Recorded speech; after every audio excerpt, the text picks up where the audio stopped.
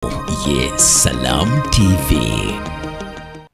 حسبي ربي جل الله ما في قلبي غير الله نور محمد صلى الله لا إله إلا الله. أعوذ بالله من الشيطان الرجيم. بسم الله الرحمن الرحيم. الحمد لله ثم الصلاة والسلام على رسول الله صلى الله عليه وسلم. ورب اشرح لي صدري ويسر لي أمري واحلل عقدة من لساني يفقه قولي. أما بعد، اللهم صل وسلم وبارك على سيدنا محمد. اللهم صل وسلم على سيدنا محمد وآله وصحبه وسلم. اللهم صل وسلم على سيدنا محمد عدد ما ذكره الذاكرون وغفر عن ذكره الكافرون. اللهم صل وسلم على سيدنا محمد صلاة تنجينا من الكفر والفقر. اللهم صل وسلم على سيدنا محمد صلاة تنجينا من النفاق. اللهم صل وسلم على سيدنا محمد صلاة تنجي قائلها من الرياء والصموة والخيانة. اللهم صل وسلم على سيدنا محمد صلاة تنجينا من الذل والإهانة. ربنا صل وسلم على سيدنا محمد. اللهم صل وسلم على سيدنا محمد صلاة بسببها نير الخيرات والفضل والرفع. اللهم صل وسلم على سيدنا محمد صلاة بسببها تستجيب دعواتنا. اللهم يا رب العالمين استجب دعواتنا بالصلاة على النبي، وارفعنا بالصلاة على النبي، وعزنا بالصلاة على النبي، وأكرمنا بالصلاة على النبي. اللهم ارزقنا حبك بالصلاة على النبي، وحب المصطفى صلى الله عليه وسلم بالصلاة على النبي. فارزقنا شفاعة المصطفى صلى الله عليه وسلم بالصلاة على النبي. ربنا ارزقنا يا الله محبته وكرامته يا الله. ارزقنا يا رب العالمين يا الله قرابة المصطفى صلى الله عليه وسلم، جوار المصطفى صلى الله عليه وسلم بالصلاة على النبي. ربنا فقضي ديوننا بالصلاة على النبي. ربنا فقضي ديوننا بالصلاة على النبي، وقضي حوائجنا بالصلاة على النبي. ربنا قضي حاجاتنا بالصلاة على النبي، وأعزنا بالصلاة على النبي، وأكرمنا بالصلاة على النبي. ربنا افتح لنا بالصلاة على النبي. اللهم ببركة هذا الشهر، شهر الله شهر الله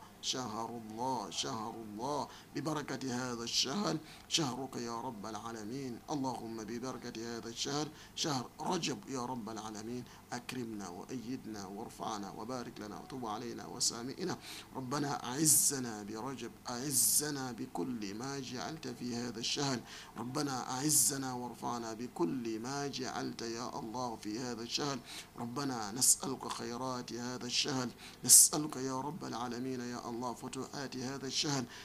نسألك يا الله رفعة هذا الشهر، يا من رفعت المصطفى صلى الله عليه وسلم اللهم بإسراء والمعراج هذا الشهر، في هذا الشهر. ربنا فارفعنا يا رب العالمين، ارفعنا جميعا يا الله بكل ما جعلت في هذا الشهر، إنك ولي ذلك والقادر على ذلك. ربنا منا الدعاء وإليك الإجابة، منا الدعاء وإليك الإجابة. استجب دعواتنا وأكرمنا وبارك لنا وتب علينا وسامئنا، ونجنا مما نخاف، ويسر لنا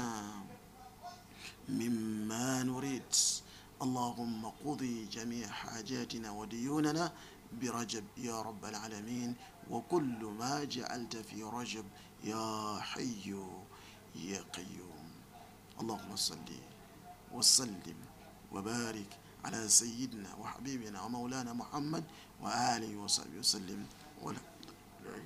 رب العالمين. آمين. الحمد لله.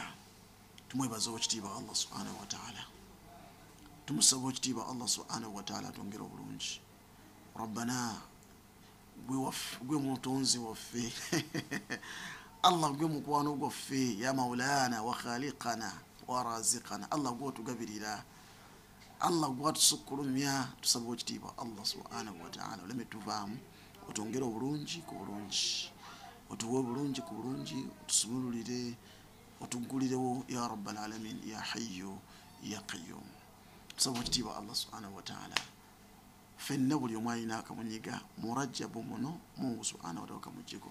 guno omwezi omubaka Muhammadun sallallahu alaihi wasallam wamugirako ennaku yali ey'amaanyi ennyo ey'amaanyi ddala yali emuyinze nabbi Muhammad sallallahu alaihi wasallam nga mukyala wafudde ayitibwa Khadija nanyini kujjako nnaku byegamba nga zamiruni dathiruni yafa yali amaze okufa. Then Abu Talib ayimirirangawo nayimirirawo nagamba nti ni Ansur ibn akhi nina okutaasa mutabani wange omwana wa muganda wange mahma yakuni al-amru bambeera ki Ansurhu nja mutaasa tegedde mu mikono gy'abasajja abaagala omuzikiriza. Nagamba nti Muhammad yogamba ki baagala bampemu omuvubuka omulungi asinga ggwe naye nga tebakimanyi bulungi bwa nabbi baagala bampe ebyobugagga bagamba nti bagenda kumpaamu abavubuka bakuno bonna nga bange. Nagamba nti Muhammad teese n'abasajja bano Muhammad kino nagamba nti wallahi law ju'ilat ash-shams fi yamini wal qamar fi yasari tegedde nga baagala ndika ekigambo kino onjuba ne bateeka enjuba mwezi mukono gwange gwa ddyo n'omwezi mukono gwange gwa kkono nga baagala kino ekigambo kigwewo wakiri nsirira oba nsana oba nfa obunnyogovu nga kibaagala nfe wakiri nfa amulede nenga kitaawe amaze okukola omushawara bazze kutuula wansi n'abanga amwebuuzaako bakola shura wiba kibibaali taata uyamira onagenda mu ship shosho boycott nabi sallallahu alaihi wasallam n'amala Allah n'agera n'afa. okufa kwe kwaleeta ennaku n'ennyiike kwani kwayitibwa omuhamaka Muhammad sallallahu alaihi wasallam. Nabbi najjula ebinyiizo najjula ennaku nagenda Twaifa embeera esusse bamukubidde y'amayinja sallallahu alaihi wasallam najjula ennaku yokka ennaku ku nnaku nnaku ku nnaku wekitiibwa Allah subhanahu wa ta'ala namusaako essuura zibbiri suratu duha ne suratu alam nashrah namusuubiza agenda muwa warafana laka dhikrak muganda wange alaba olutindo warafana laka dhikrak namugamba jammuwa warafana yamusitula amadaala wala sawfa yutika rabbuka fatarda agenda muwoluwa kimali njagala aya agenda muwoluwa tasobola muvaamu Allah we naye agenda muwa naye ajja kusiima namugamba ne musuendera fa inna ma'al usri yusra ebikuba essaawa zino ebikunyize byonna bigenda kubaawo Mungu ajja biteekako ki embeera eyo yonna Allah n'agireeta buli kaseera konna ng'aleeta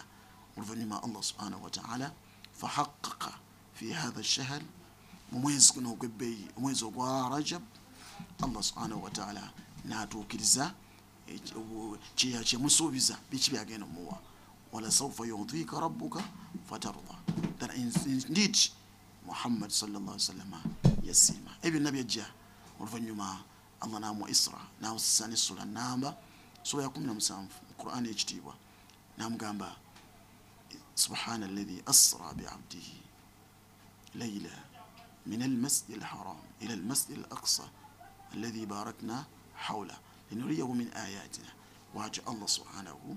wa ta'ala. Ebigambo ebyo byonna byapeninga mwezi guno ogwa Rajab mulimu ebinene ebirala bingi. A lot did happen into this month. We shall talk about, we shall expound more, we shall talk about a lot or whatever happened in this month bi'idhnihi wala twagala tulabe ebyali mwezi guno ebikulu ebisukkulumya omwezi gwa Rajab ansa el-shuhur nalwaki guli myezi ena ashhur al-hurum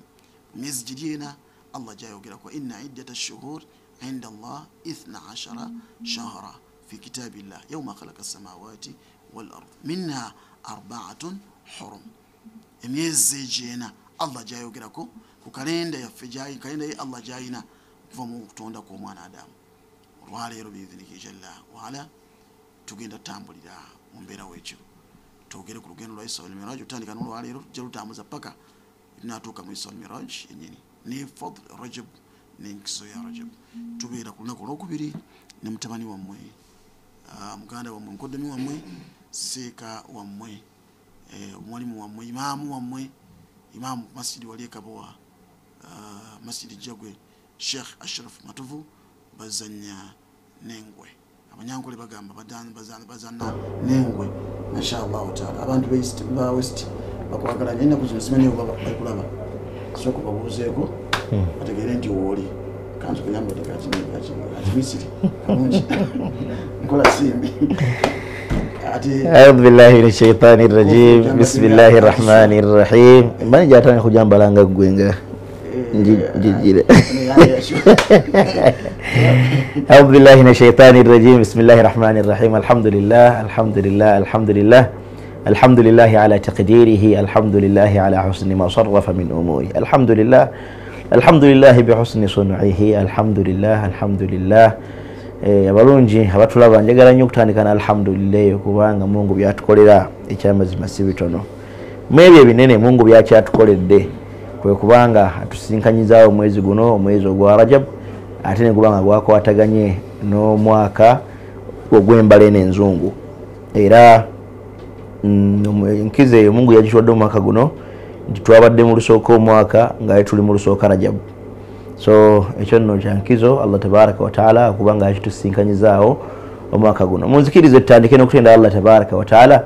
n'amatendo gonna amalungi amajjuvu mu bujjuvu bwago tumusaba Allah subhana asse ebyengera bye okusaasira n'emirembe ku mukwano gwaffe omusomesa waffe ow'ekitiibwa nabbi waffe omulungi Muhammad sallallahu alayhi wasallam omubaka wa Allah sallallahu alayhi wasallam yayita mu bingi omubaka wa Allah n'akyojjebwa ate muguno omwezi ogwa Rajab Mungu mweyamunalizaako ennaku ng'era bwe tugenda okubiraba maaso awo inshallah tabaraka wa taala kale nsaba tugatte eddoboozi eryange n'eriryo gwandaba tumwogereko tumusalire wekitiibwa nabbi Muhammad sallallahu alayhi wasallam munzikirize ate ntandike n'okubalaamira okutya Allah tabaraka wa taala fahiya wasiyatullahi ilayna wa ila jamii khalqihi ekyo nno Allah tabaraka wa taala kyatulaamira Allah tabaraka wa taala kyalamira ebitonde ebyo byonna Allah twagaza kumutya Allah twagaza kumwawula Allah twagaza kumusoosowaza mu mbeera zaffe mu bikolwa byaffe mu bigambo byaffe omusiraamu yenna yandibadde olubeerera ng'akulembeza ekyo nti Allah tabaraka wa taala njagala mu kumugondera Allah njagala mu kumutegeera Allah njagala mu kumusoosowaza mu bigambo mu bikolwa mu birowoozo ne mu mbeera zonna kale bwetyo wetandise olwaleero ate era mbayozaayoza okubanga olwaleero lwero kubye olusoose mu mwaka guno omuzungu mwaka guno omuzungu ogutambulira ku Gregorian calendar lwero kubye olutandisa alhamdulillah ate era lwero kubiri olusoose mu mwezi gwaffe ogwa Rajab ekyo nno kikulu okubanga Allah tabaraka wa taala atusinkanyizaawo embeera eno kale njagala kubasanyukirako okubanga Allah tabaraka wa taala atuwadde ekyengero ekyo nzaani gwani Allah gwawadde chance okusisinkanwawo omwaka guno bangi abagendedde muguwedde nga baali balina essuubi ne programs ennene ze balina okukolera mwaka guno naye nga Allah yagamba dda nti mwe temujja kutuuka naife Allah natuwa chance ne tuba nga guno twagusisinkanyewo musaba Allah mulungi akkirize agutumazeeko bulungi nga tuli balamu nga tuli mu mbeera sanyusa nga bwe nsaba Allah tabaraka wa taala akkirize birungi byatuwadde ate muguno omwaka atukubisizeemu birungi ku birungi bwe tuba buno okugezesebwa kwonna okubaddewo omwaka oguwedde tumusaba Allah tabaraka wa taala akkirize nti okugezesa okwo kwatuwadde kumala Mungu atutaasa okugezesebwa mwaka guno tutambule mu ntambula esinga okubeera ennungi sebo Sheikh Mayambala njagala okukulisaayo ku nnyumba ya Allah tabaraka wa taala ekyo nno njagadde okukikola abantu bamanye nti wadde toliiwo abantu bamanye nti wadde toliiwo batukulisaayo edda batukulisanga bava ku nyumba ya Allah siwe batyo anti mupapi okuva ku kafaliso batukulisaayo tulina okujja okuweereza Rajab anti obuzibu bw'omukozi anti kati okyolina okukola abatukulisisa mu studio okyolina okukola wano eno nkikola bwe nti olw'ensonga nina abadde batamanyi nti toliiwo basobole okujjeeka bakusanye kafaliso embuzi osibenga wali ku muguwa sinagaana so kakati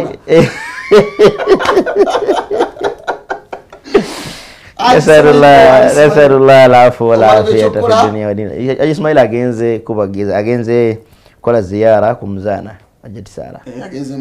agenze kusoma dua embuga amina ya rabbi tiyasobola ndowooza naye agenze namasumbi yesewa alhamdulillah sebo olala sebo bango tukulisaayo inkulisa ino kubanga eri okudda mu kawulu kadimu oli wabajjajjaffe era mwentambuliranje niko so tukulisaayo wote yangu nuli nyanja kanda bingi lyakulisaayo ati namwe abakoma wenda kuzimba tumulamu amaanyi uli wamanyanga nti ngenda kola ne seeka abazanya nengo mu programu ya Miraji Rajabu ngojja wakiri nakaladi ngati wai twabadde Makka nazo tutamanya zamu kati fifi ategera ntwavude Makka naye tetuna kola bakanzu tetuna kola bakaladi tetuna kola ba zamu wakiri bismillah kati nanyumiza abantu ndi zamu yatuuse inshallah ebimu bikusingana waka era madina mugambe eso zamu wali inshallah mugambe kumpewo nyabo zamu ngena naye zamu wa madina wali bismillah botuko manje Allah kirize ya rabbi mola wange naka zamu alhamdulillah baraka amin ya rabbi ate sika nakanikamu ngola achiwalimu bismillah kamata kiro kulwa Rajab naye wa mola wekoba nange kwendi ati mola wange mamu waddi yajiteka ebigende ebija kurusiria Allahumma salli ala sayyidina rasulillah Allahumma salli ala sayyidina rasulillah amin ya rabbi mungu ateke mu mukisa amin ya rabbi tuyanze geshe Ashraf Matumbazo nyanengo watu wakatandise atulaze gambe kulwa Rajab mwezi kuno kikulu nnyo kwateganye ne kalenda yaffe yaffe y'obusiramu twabadde Kaaba wenda mbadde mpadi bwana Akira Mufuriji yaganye kutuuka twabadde Kaaba nga abantu bashaninga in Rajab yasoose twasoose tuwadisisha isawa neyaka tuveyo samweya abanange isawa ekoze eki isawa neyaka era nze omwezi gwa Rajab alhamdulillah era nga bulijjo mukutu gyaffe ntandika okukola bwetulina okukola Rajab akoze eki ayengedde sawa neyaka nerwako nno ddala ono yayengedde okulwako kubadde kwa nnyo kwa Rabiul Awwal wali basinga okwenya ekitiibwa ng'ayingira actually okuyongera kwa Rabiul Awwal bwali kusinga n'okwala manzaani naye kuno yaluddeko paka saa 6 ezo ezaki era saa 6 zaaweze wayise dakiika nga 2 ne bagijjako essaawa kati sawa neyaka paka saa 6 era kasa bwayingidde ku mbala ya guli kalenda nebanga abantu bayingira omwaka bannayuganda badde bangi ebina byadde bingi nnyo okukabaawo nga bingi buli omu bazze tujja kuntegeera bategeeramu bazze okwetoloola n'okusaba edduwa Allah abawo bulungi amiina ya rabbi okusaba Allah okubasonyiwa Allahumma amiina ebise mu mwaka guno Allahumma abalina ensonga nyingi abantu basabidde abaana baabwe bazadde ffe abalina abaana nibasabidde abaana kukaaba abantu besabidde amaduwa etwazzeemu netusaayira omuzaana era ku haram tuliko gurupu yaiteesa musaalidde mungu wali mumaze okusaalira eno naffe tukolaki musaalira alhamdulillah ate netuddamu era netumusaalira Rajab ng'ayingiddewo so ntuddamu tumusaalira tiimu yonna nga weeri yatawakkal alhamdulillah tusaba ekitiibwa Allah akkirize okyo twatambudde alhamdulillah sebo naffe eno twabakiikirira duwa zabaddewo nnyo era abantu bamusabidde duwa netumugula ne umura omuzaana ye nga tawakkal alhamdulillah yabadde ya muzaana special omuzaana abadde waffe wamunda wa tawakkal era jajja ebirungi yakakyaza tawakkal ewaka ng'amuyita ajja n'amwanjulira tawakkal mu butongole ne famire yonna so n'olwekyo ekyo kyali kikulu nnyo tubanga waffe wamuki wamunda badde ina mukweteekateekaawo obuluusi kubanga tetutambulako naye nemungu nagera byageze nsaba ekitiibwa Allah ateke akkirize byonna ebyakoleddwa byasobezza n'ebisse ebiyitidde ng'omuntu mungu amusaasira amusonyiwa byonna byakoze bifuuka ensonga n'ennusi kubanga ekitiibwa Allah subhanahu wa ta'ala taasa ebibonero buli ase kitangala mu kabuli ye ekitiibwa Allah subhanahu wa ta'ala yagigaziye amuliise ku byokulya ebyomujjana n'ebyokulya ebyomujjana abeere mu kabuli nga yeyagala era nga mulungi sabo ekitiibwa Allah ate amusinkanye ne munne musinkanye ekisinga okuba nga nungi mu hayatu barzakhin Allahumma amin ya rabbi Allahumma amin ya rabbi amulage n'abantu n'ebitonde ebirungi wansi ebyali tusaba ekitiibwa Allah era agumye bakadde baffe jjajjaffe jjajja Dr. Alhaj Qasim Nakibinge kakungulu mbuga omulangira saba Allah musasira mugumi ejjaffe Sheikh Kalfan n'abala bonna abojja olulangira ab'embuga abambejja n'abalangira ne bonna bava mu famire ya mukadde waffe ejjaffe omuno kyabasinga mbogo nanyini Uganda eno ukimanyi ti nanyini Uganda nsaba kimanya sebo eti program ya Isra Miraj naine shekhe wange munanga nti bakubuuzanga ne bakubuuza mutabani wo nti omumanyi oganga nsaba mumanya bayinza omukugambako ekipira kikulu nnyo naye nanyini Uganda kubanga haraba al-Europa babaita bani abo bananga babaita bani abo bakawa kone university bani abo ekigambo kirabidde yalwana nabo mu mbeera yonna hijira zonna ziyakola almost ezayitambula mungu obwabannabbi bakola ki bebayitamu nayita mu bulamu bwa Ibrahim bannabbi ab'enjawulo bebayitamu nga bava mu kitundu kyabwe kale omusajja oyo nanyini Uganda nga talwanirira ddiini ya Busiraamu yokka kubanga olwanirira Uganda yonna n'okukyabasinga mbogo Allah musasi na bonna bava mu family eyo basasiddeko ne bakubagiza olw'okufiirwa muzaana jjajjaffe omukyala yakola ennyo ate n'okuleeta gavumenti eno mu buyinza yakola nnyo mbitegedde bulungi so bitegedde nnyo mbiwulira nga mbitegeera mukuleeta gavumenti eno mu buyinza yakola ki yaliwo era kyobula baluwa ya president nga yeebaza yalimu okwebaza efforts z'omuzaana ne family nga yakola gavumenti eno okujja muki mu buyinza salamu alaikum Miraj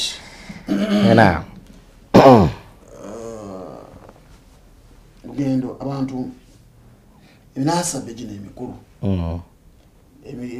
emiramu emikulu ebintu ebikulu nnyo ne Allah byassa mu Qur'an ekitiibwa tegedde Badiri Fathu Makka ebintu ebirabanga ebyaki nebiriko ayat ne suwar ez'enjawulo Yesu namba netumibwa Isra Miraj enda nejjanga esot najim nejjanga erimu Miraj nebirala bingi nnyo Allah subhanahu wa ta'ala byayogera mu Qur'an ekitiibwa tesobola kubeera awo ebintu ebanga just byakuwokutuwaaka bina okubanga abantu babitegera bitambula mu bulamu bwabwe nga bakola ki bwe tukulidde nga abantu bakuŋŋaana ne basoma ki Miraj netutegeera ffenna ntutegeera Miraj n'olunaku ntululinda ennaku zino kati ekyokulaba tugenda kukola no program ono ey'Wakisi tugikube Wakisi nagikola ate naawe nebira tebigenda talizibwa Wakisi omwabaddemu nga muyingira omwaka nakola no program ekube Wakisi kubanga eminasaba eminene muganya ogikola nga Miraj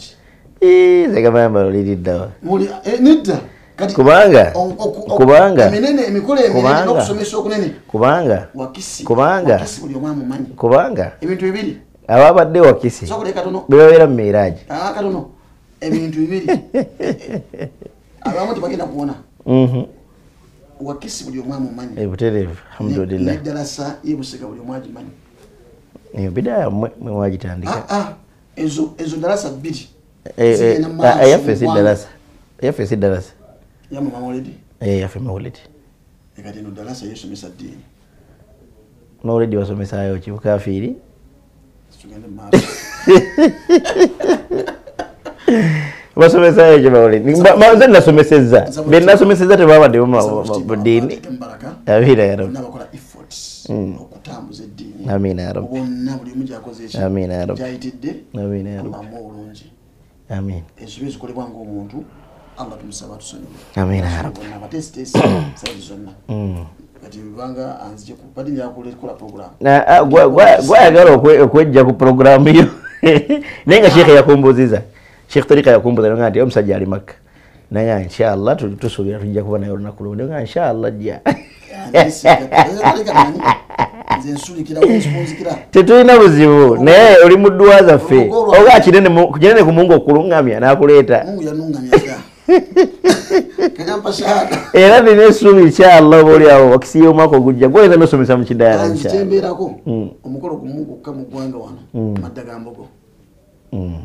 mukulu ogwo gulimu embeera nnyingi mukulu ogwo naye ne bino inshallah mpola inshallah amadda ga jjajjaffe n'okukyabasinga mbogo ne bino tulina essuubi mpola inshallah Mungu ajja kubaako ne amadda byaleeta ga mbogo ate ffenna tubaamu ogwaffe la ilaha illallah muhammadur rasulullah sayyidi sallallahu alaihi wasallam nabadde wakisi nendaba ebintu ebyansanyudde wallahi nabaganda bange bulijjo bemmanyi nga bakambwe nnyo ku ddiini naye nabaguddeko ewakisi ne bagamba sheekh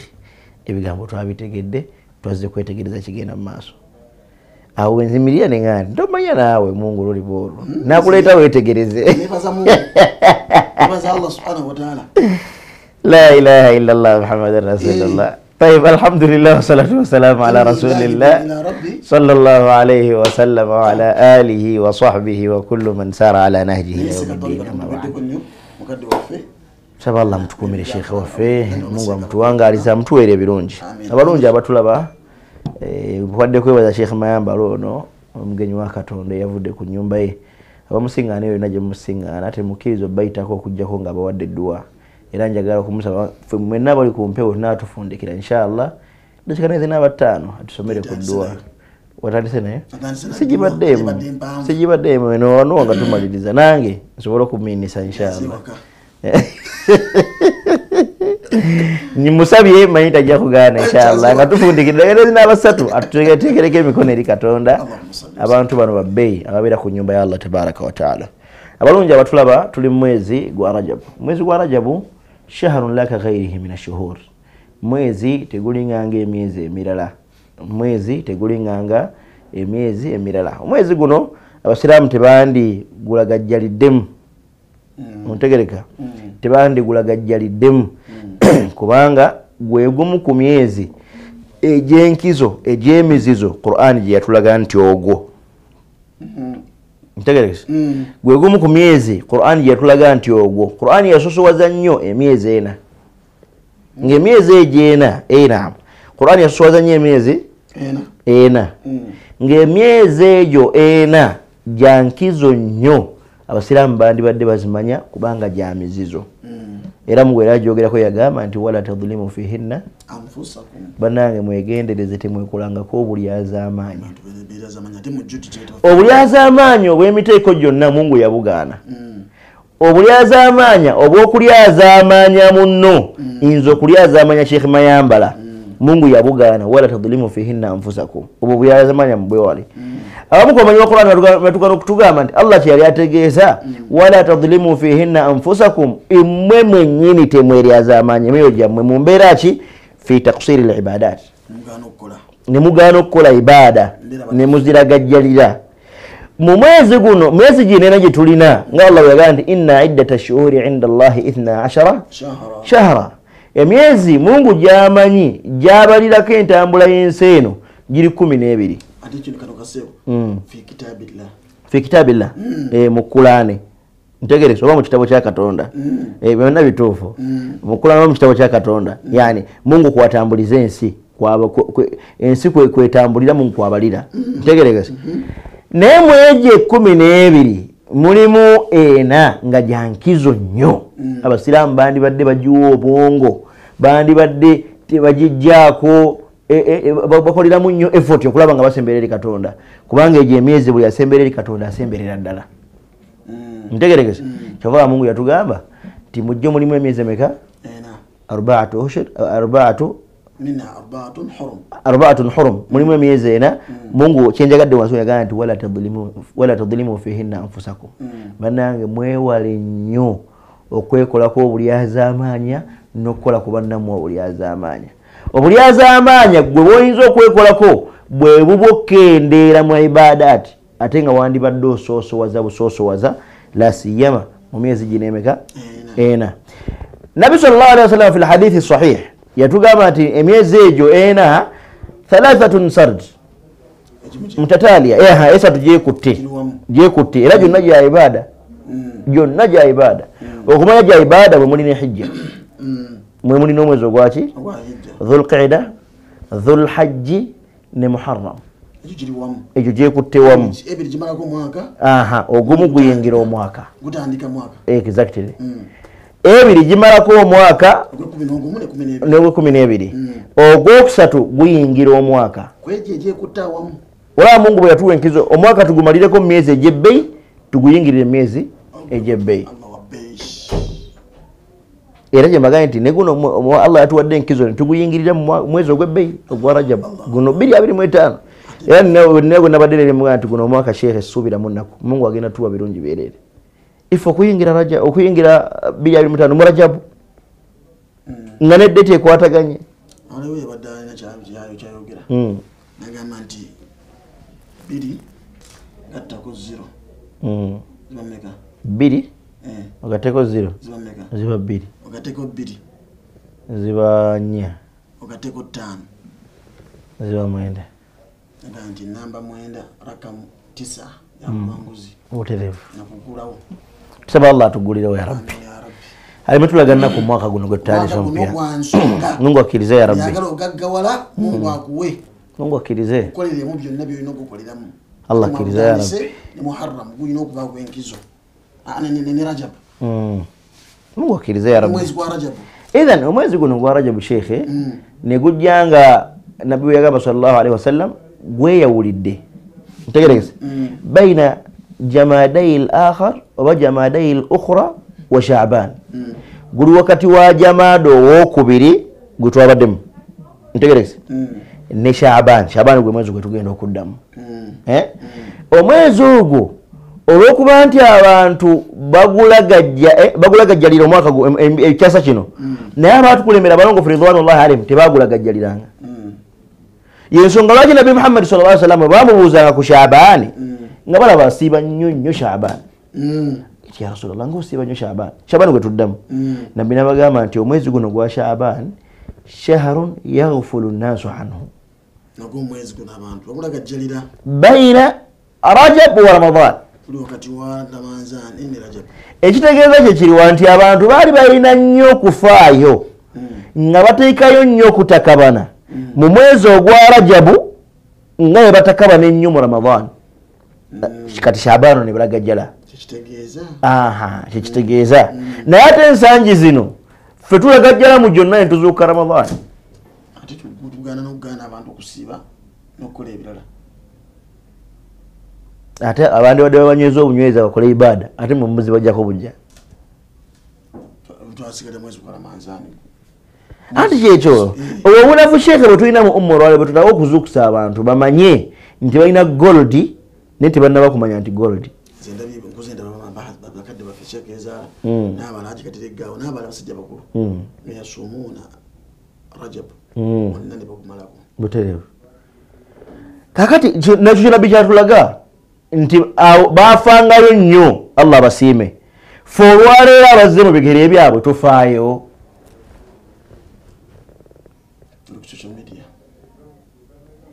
tufaayo sheekh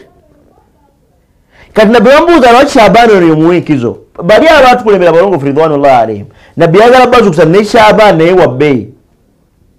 nga ye mufa ku Rajabu ne Ramadhani ne Sha'ban mumugatteko ntegereka naye fe olwaleero Rajabu waako ne Sha'ban fe twasuula ttale ne tupiikinga Ramadhani ne Ramadhani twapingako zino ezisooka ng'okimanyi nti abantu nga Ramadhani atandikawo tarawih ekola bweti n'abasiiba buli omu gosiŋŋaana musiraamu aba yasiibye Jafar Sadiq aba yasiibye naye ogenda okusambula mu 10 eriddako nga batandise okulyamu leero enkya n'asiibamu enkya n'alyamu nedda ki baba bakola ki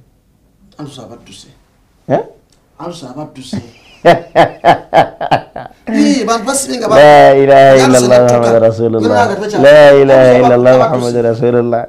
ate nabalode balusa kano kaseera katufu kutandika okwejjanjaba muleme kusuba Ramadan alhamdulillah natandise okufuna eddagala egganda era kati ennaku zino nina obuweerero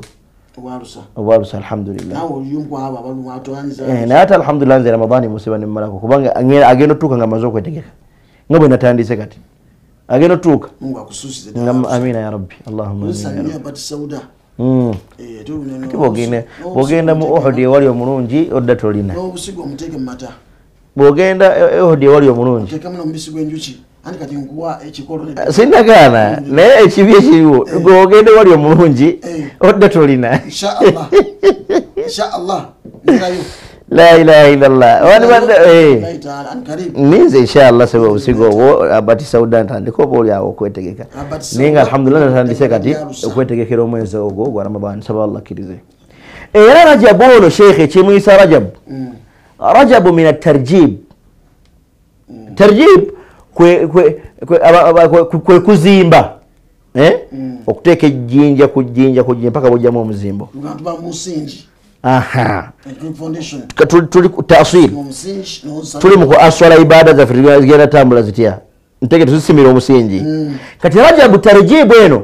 ebeerawo etya kyekiramanyi kye bayogera ne bagamba nti rajab shahru gharsin guno mwezi gwe tulimu ogwa rajabu mwezi gwa kusiga mwezi gwa kuzimba musingi ntegerekesa kubagala okusiga exactly abagala okukola ibada abagala okusembera eri allah guno gwe mwezi ogukuteekateeka okutirikwa mu ramadan ogenda basiibya kati nakubati basadasa salima walugende kyagenda otukola sibe bagala nakati mungu akamba tunulire tulabe inshallah allah kiriza ya rabbi ngala bakosa ibada kati mungu kiriza ya rabbi ajat salima walugende sigo majjeko naye makka muziti biri emeka majjeko naye makka ndoze biseera n'enkyaliyo n'enkyalina mwezi oba nalinvuddeyo nenzukira oba nga namulabako era tarjibu eno kyebeta rajabu mina tarjib kuzimba katuli musingi tutandise okuzimba tutunulidde ramadaani eggolo yaffe ntegerese kyekyabo kyetugamba nti rajabu shahru gharsin mwezi gwakola ki gwakusiga kati tutandise okusima ebinnya tutandise oteekamu empeke zaffe ntegeregese tuteeka endu z'ebitooke baziraga endu tebanduli endu iba ya muti endu yanigambye ensiga y'ekitooke otema ku kitooke kiri okisimbuliza nogera n'okiteekawa bulijjo oli muganda ndi muganda ddala ndi wa mukyaddondo ndi muganda ddala sirimu wadde akantu kali kenyinyi oddira ki nze oli muganda tulina ebika bye twataddewo binaku zino eddira mbizi mbizi mubi fula haramu ate mwatugambye mujeddira ennaku zino sife teweddira mbizi sekabayambala la ilaha illallah zainidira ngabi tuli balangira fa balangira la ilaha illallah rajabu shahru gharsin tuli balangira ekika kyaffe kikaki tukimanyi njagala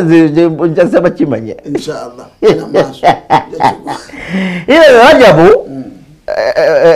mina tarjibu nga tugambye tutandise kati okuzimba golo yaffe eriwa yetugambye nti ngeri kiri kuzimba kyekigambo kyetwogedde amanyi kibuga rajabu shahru gharsin mwezi gwakola gwakusiga wa shaabanu shahru suqya kufukirira shaabanu mwezi gwakola ki gwakufukirira mwezi bwe tuba tusimye omusingi mu rajabu twagenze ramadani kati tutandise okuzimba ntegeregese ate wa ramadanu shahru janiyo thimar mwezi gwa kungula ntegeregese bweba nyumba tuba tumaze okugizimba kati tuli mukola finishing ewedde n'okugwa kakati rajabu ono olwokuba nti taghafalna anhu twamulagajjalira nabbi nayagala okubanga yuqidna atuzuukusa tutegere obukulu bwaki bwa rajabu kyova tugamba nti omwezi guno ogwa shaabani bano abatukulembera abalongoofu benjogeddeko bo bafangayo ku rajabu ennyo ne ku ramadani ennyo ne balagajjalamu wakati wano mu Shaaban mu ntandikwa kati nabbi n'ayagala okubalaga nti ne guno ogwa Shaaban mukulu nga gineebiri ntegeregese kubanga Rajabu yasinganibwawo Mudhar Rajabu nil Mudhar yasinganibwawo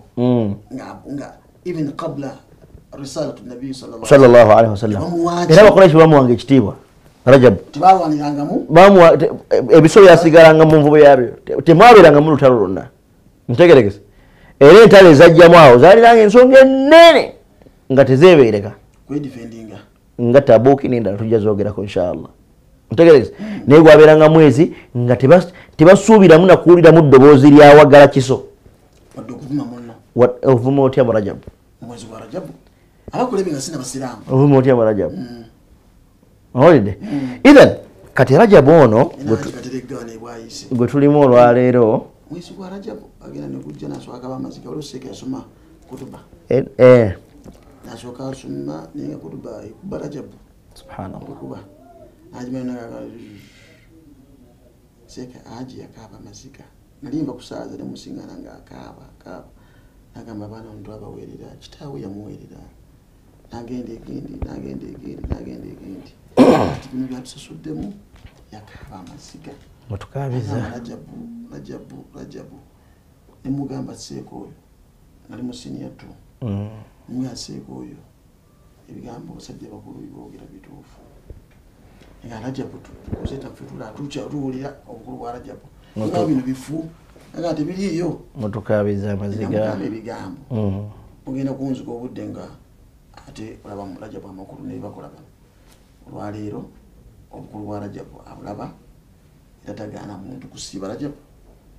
tagaana muntu kukola alhamdulillah ono Mungu yamuwa n'abitegeera naye abasigadde lwaki mutukaabya baani abakaabya mutukaabya Rajabu muvuma Miraji la ilaha illallah mumukkiriza abantu okuŋŋaana okusoma Miraji mwe ate nabaganyi kola darasa ya Miraji ijagaana kola Miraji naye fa alhamdulillah tubeera nagimusinika wala era tubeerayo nga tuli Miraji yaffe ate gwe wagambye pere tukyasoma Miraji kati obujulizi obuliwo bwe tuva wani Muhsin toyinza mujja ku nabbi toyinza mujja ku nabbi mubuuze tiyabaddeyo ewa teyasobola kuba nga yabaddeyo muwakanira ndayinza kuba nga yabaddeyo naye nze kyemumanyiko toyinza mujja ku nabbi alayhi salatu wassalam era buli lwakuna tuba naye mu buruda buli lwakuna tuba naye mu buruda busaba meka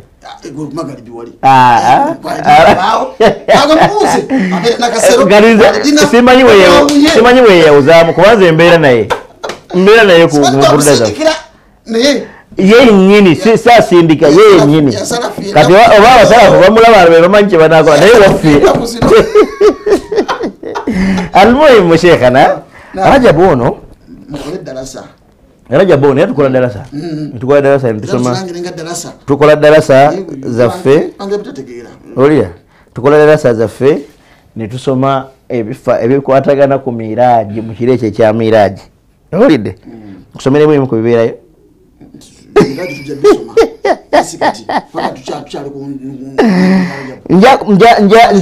nja kusomera mu maaso awo subhanallah nja kusomera mu maaso awo ffe byetusoma eri mu bitabo byaffe ebinnyonnyola Miraji nga bwefaanana toyinza nakujawula ku ddalasa lwakuba ffe ddalasa yaffe ebeeramu zikiri nebeeramu ne Miraji sekama yambala nedda ekinene ekibeerayo kusonda ssente naye ala kulli haali si kibi okusonda ssente si kibi era ewaffe ekabowa tetusaba ssente newaffe ekabowa tetusaba ssente jangu ekawala gye nali tusaba ssente basalire emizikiti gyaffe era bwe babanga balesewo tegeti si kibi okulekawo naye kale ekiro bali twogera kukiyitiriza naye almuhimu almuhimu abalungi abatulaba guno omwezi gwe tulimu ogwa Rajab nga bwe tugogeddeko hadithi ezo tuzukuke tumanye nti tulina zaabu tulina omulyango omuggule ogututuuse ewa Katonda nga ffe nnyini ate ffe tulwana tuguggale tuleme kutuuka wa Katonda wano embasabira abalungi abatulaba tumanye onkizo y'omwezi guno gwa Rajab Allah tabaraka wa taala ogulonda n'aguteeka mu ashhurul hurum mu myezi egy'emizizo gyatugambyemu nti egyena wala tadlimu fihinna anfusakum mwewale nnyo obulyazaamaanya bwonna obw'emitendera gyonna eri emyoyo gyammwe kiraba kitegeeza nti omwezi guno gwakusembera eri Katonda. Balungi abandaba nkozesa eddoboozi lyange ku lutimbe luno olulungi olw'emirembe lwa Salam TV okubasaba tuzuukuke la siyama fi hadha shahri almubarak kubanga lwalimu ebinene omulundi ogujja inshallah olwokubiri nyaba buli emu ku ahdath waqaat fi hadha shahri almubarak ezimu ku incidents ennene mu busiraamu ezaaliwo mu guno omwezi ogwa Rajab inshallah njazoogerako omwezi ogujja wiiki ejja inshallah okwongera okujjirayo ekifaananyi ky'omwezi guno na biki ebyalimu na lwaki gwe omusiraamu osaanye okuba nga twebaka weebasi mwezi guno tolya buli mmere wabula osaanye okubeera ng'oli mu ibaada omwezi gwonna osigale ng'owangalira mu kusemberera Allah subhanahu wa ta'ala. Olwokubiri ojja inshallah tujja kwongereza ku hadithi ezo okwongera okulaba kaifa natarajjab tugenda kweyongera tutokola tutya okwezimba mu mwezi guno gwe tulimu ogwa Rajab inshallah. tuyanzege oyo omuyita Sheikh Bazannyanengo Ashraf Matovu Sulambaya Yasin Mulindwa konabona amanya kage zali wali kyabataza mama mulungi wenge ya muzala mama tutumiddeko nnyo lwa bei ne mama ajeti yamina makombi tutumiddeko nnyo kubali kubayo yeti wonge jageti yamina makombi natabi kyalo we bei oyo Mungu akusime ya Rabbi mama wange ddala simanyi wanayo uwo mama wange nze wange mama wange atenzi neswa kuyonsanze tuyanza GSN Sheikh Yasin Sulambaya Mulindwa tumide kwenye webali kusomesa mwana na byonna Allah akusasira ko twabadde naye wakisi nakula bingo mwanjula sumugo nawagulabye anedda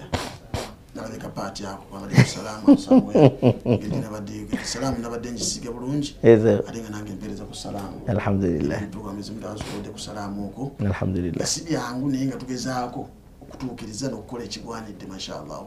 twagala okubaweereza nga tujja Makka ne inshallah taala tujja kwongera okubaweereza nga tufunye ate byonna mu byatukuwa bulungi.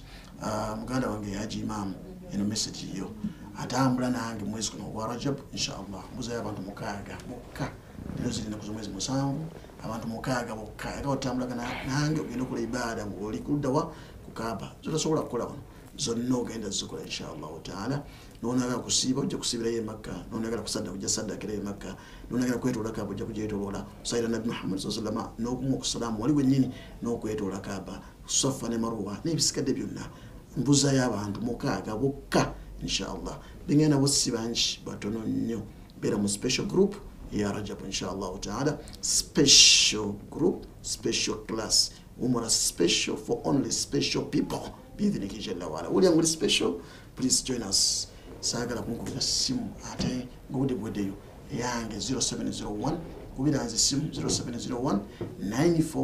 941001 agala tambula nange mbuza yenda kumbali ero musanvu inshallah tugenda Makka bidhini jalla wala mbuza abantu mukaaga only 6. Please if you want to join us inshallah. If you are in the diaspora, please you can call me inshallah ta'ala via my WhatsApp number 0751 941001. Usobola kumfuna wenyini WhatsApp inshallah ta'ala no connectinga tambula fena netusinkana wali nofuna echinja ulo mu Makka nabbi yasimbulawa ngagenda mu Isra wal Miraj bichi byalimu bichi byaliwo bichi byabaawo togere ensonga ku nsonga Makka ne Madina nga bulijjo inshallah ta'ala kyakulaba ekinkizo ekyenjawulo nabbi yapakinga wa ng'agenze ali mu Isra wal Miraj ne yawo Jibril yamugirako luddawa togerewo inshallah ta'ala. Ennyumba ya Tuba gyeyazimba qaumu tubba n'agizimba era byafaayo ki wali ekuba yangizo ki subhanallah tunabiraba inshallah mwezi gwa Rajab nga tuli e Makka wanatambula nange mwezi gwa dua mwezi gwa buwanguzi gwa bisumuzo gwa kukulawo gwa kusiga gwa kulaga njewulo biidhnihi jalla wala etabangawo ever. You better book your place with us. Tawakkal Travels leading you, mashallah ta'ala. We lead, others follow. We lead, others copy. We lead, and others, mashallah, mashallah. This is Tawakkal Travels. Assalamu alaikum wa rahmatullahi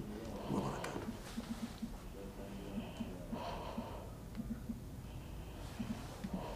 حسبي ربي جل الله ما في قلبي غير الله نور محمد صلى الله لا إله